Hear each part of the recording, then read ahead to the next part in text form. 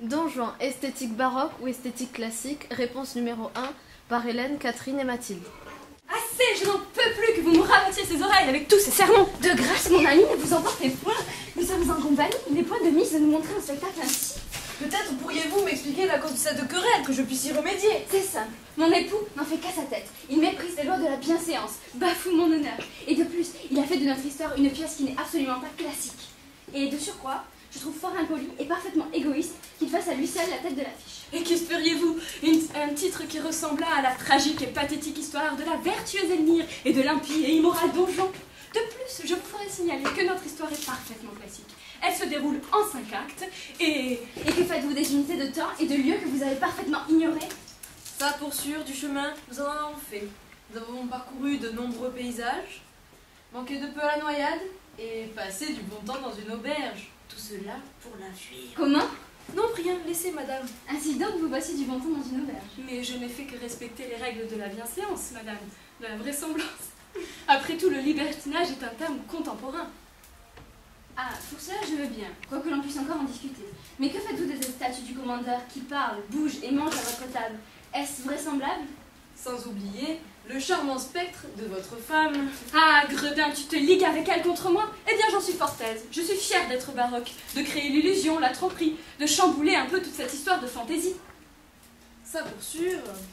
Me déguiser en médecin fut bien drôle. Mais enfin, vous semblez oublier l'ordre, la rigueur. Mais vous n'êtes qu'un méchant gentilhomme, Don Juan. Vous n'êtes qu'un marginal.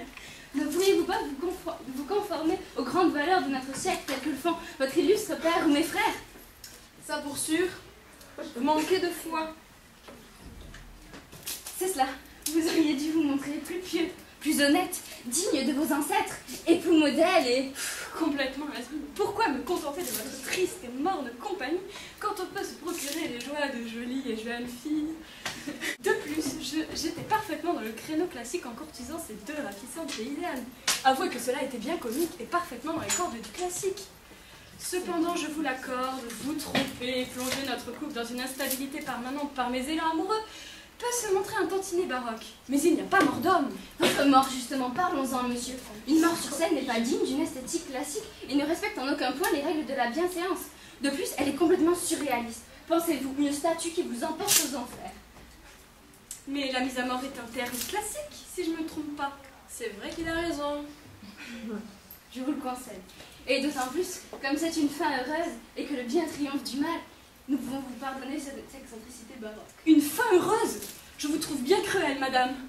Pour clore ce débat, je dirais que cette histoire est à la fois classique et baroque, ce qui fait tout son charme. Mais ce n'est pas fini. Ah, voilà qui est bien dit. Je regrette cependant nos anciennes pièces totalement classiques, comme l'ont fait mes sœurs Phèdre ou Antigone. Elles savaient faire de leur vie une vraie œuvre classique. Enfin, après un tel fiasco, je suis sûre que personne ne se souviendra de cette pièce. Détrompez-vous, madame, je saurais faire parler de moi.